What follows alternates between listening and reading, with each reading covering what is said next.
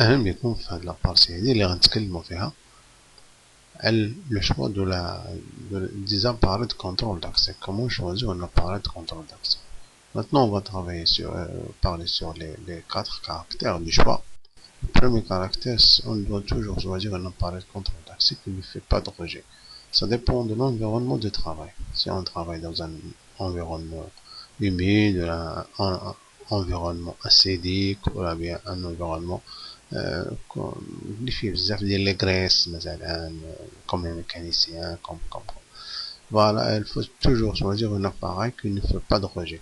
Et la deuxième chose qu'il faut choisir, c'est un appareil doit avoir une flexibilité totale. Comme on a ici devant nous un appareil qu'on appelle un Access Control Terminal, c'est-à-dire c'est un appareil qui peut être géré indépendamment du logiciel qui est installé sur le PC. Parce que l'administrateur peut administrer l'appareil sans avoir besoin de logiciel de l'appareil. C'est-à-dire, il peut entrer dans l'appareil, il peut enrôler les utilisateurs dans l'appareil sans avoir recours au logiciel de l'appareil. C'est un appareil qui est, comme on dit, Stand-Alone Terminal Access Control, qui va être fonctionné d'une façon alone, et pas besoin de quelqu'un, ou bien pas besoin d'un logiciel. La deuxième chose, c'est un appareil qui est équipé d'une alimentation. Si par exemple il y a une coupure d'électricité, la porte va être bloquée. Mais l'appareil, si l'appareil dispose d'une alimentation, ou bien si vous voulez installer un onduleur sur site pour l'appareil, ce serait mieux. Voilà. Parce que s'il y a une coupure d'électricité, l'appareil doit aussi fonctionner. La troisième chose, c'est les lecteurs. Voilà. L'appareil doit avoir un lecteur biométrique, il doit avoir un lecteur de carte et doit avoir aussi un lecteur de PIN. Le lecteur de PIN donne aussi une flexibilité à l'appareil.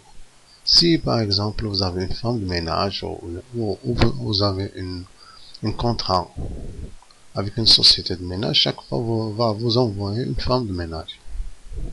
Et chaque fois va vous envoyer une personne.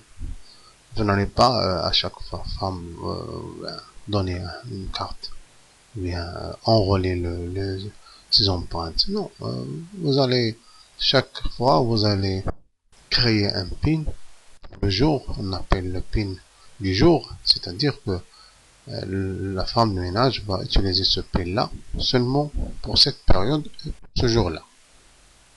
Voilà, vous allez changer le PIN.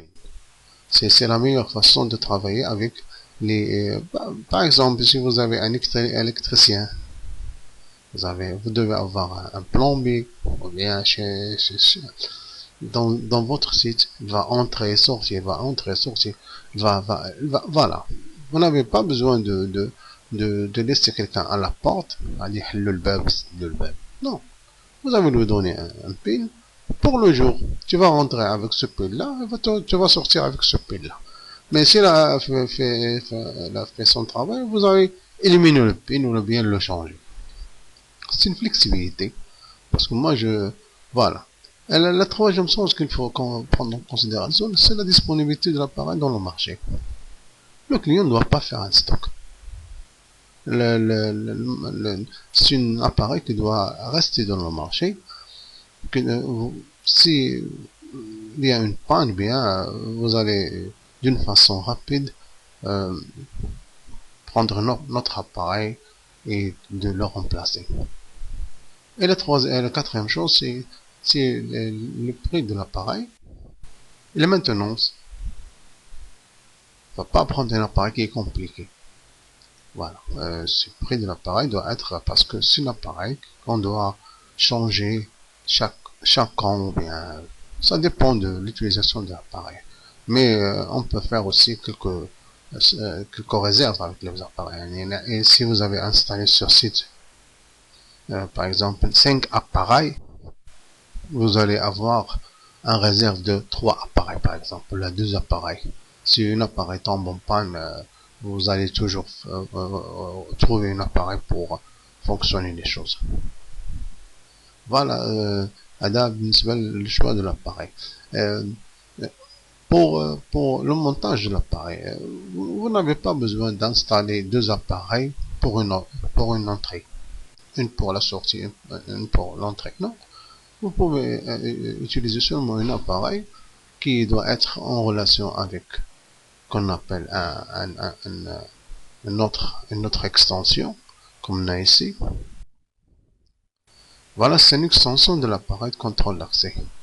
C'est un esclave de l'appareil. Et seulement c'est un radar. Finger Access Control, seulement c'est un radar. Voilà. Il peut être à l'extérieur et l'appareil va être à l'intérieur du site. C'est comme ça, on a ici un petit exemple.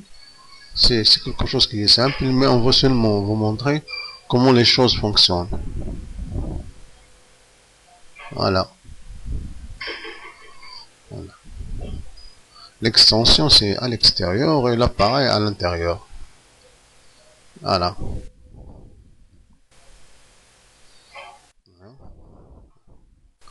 C'est quelque chose qui est normal, mais on veut seulement montrer au client comment les choses sont faites. Voilà.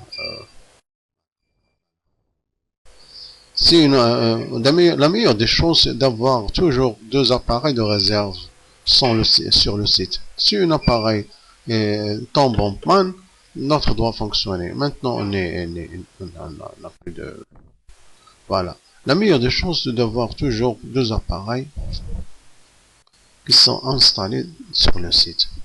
Chaque appareil va fonctionner avec une extension. Si vous avez seulement une extension, ou bien vous devez avoir 2 extensions. Si un appareil tombe en panne, l'autre va fonctionner.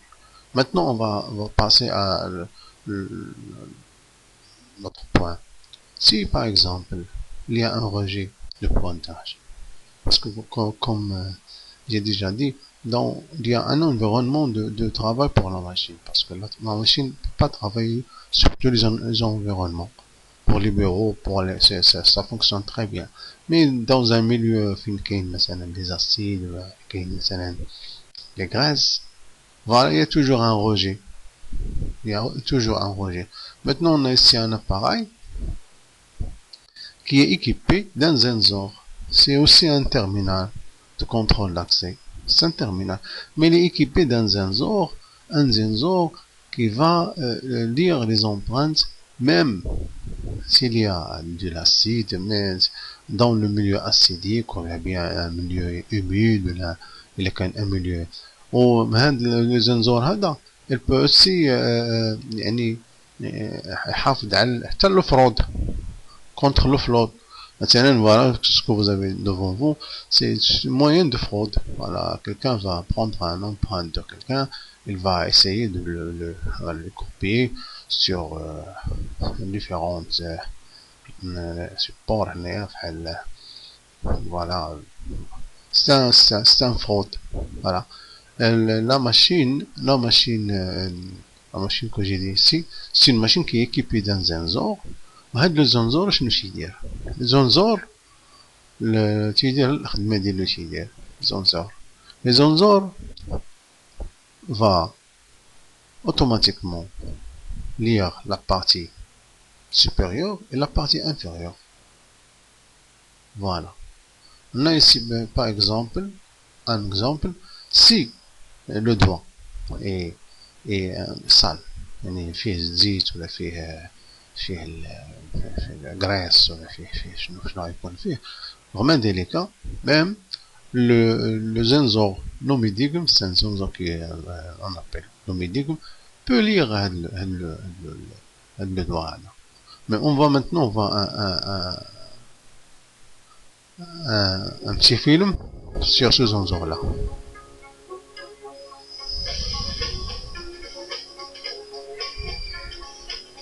C'est un sensor.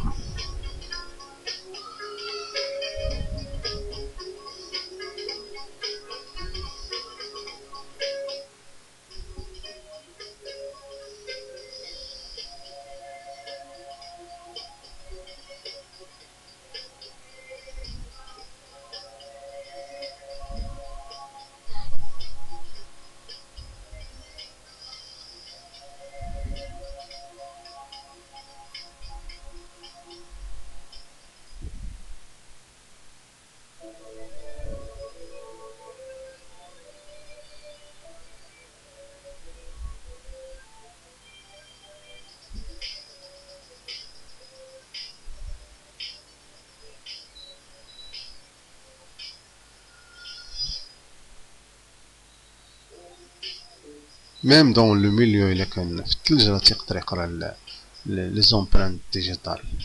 فوالا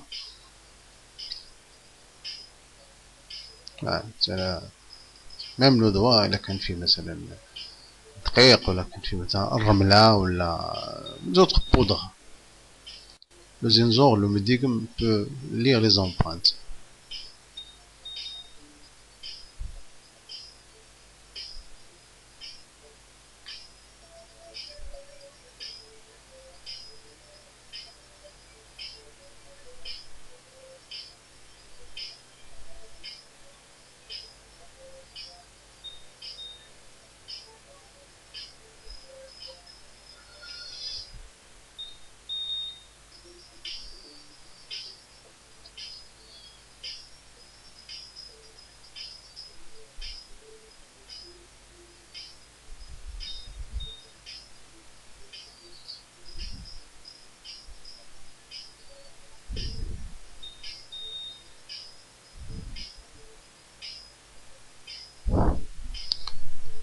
Même si l'utilisateur utilise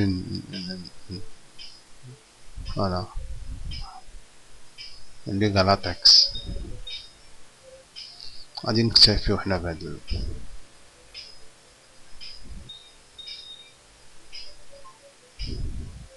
بونو سي نكتفيو بهادشي دابا. غادي نرجعو لابلا. كوم فوايي سي هنا هذا هو الزنزور لوميديكم. Je fais pas une publicité pour la Shirika ZK, mais je veux seulement que vous compreniez les choses. C'est à vous de choisir.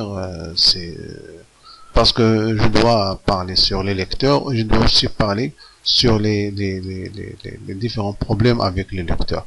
نتمنى بأن هذا la partie des lecteurs a été très très simple et très bien يعني bien apprécié. ونتمنى إن شاء الله نتلاقاو في موضوع جاي إن شاء الله. السلام عليكم.